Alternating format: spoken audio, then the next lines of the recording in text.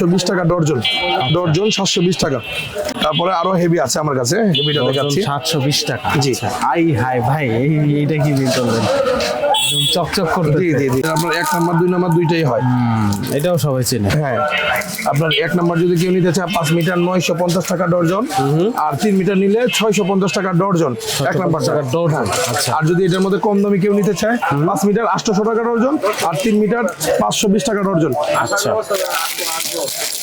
তারপরে আপনার রাবার আবার আচ্ছা, এটা শক্তপোক্ত বেশি আছে। জি, এটা অনেক হেভি, হাত থেকে পড়লেও ভাঙবে না।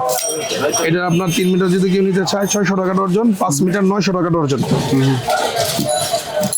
আর টাইলস মিস্ত্রির জন্য আপনার 303 টেপ, এটা আপনার টাইলস মিস্ত্রি। জি জি জি জি, টাইলসের কাজ করে এই টেপটা লাগে 303 টেপ।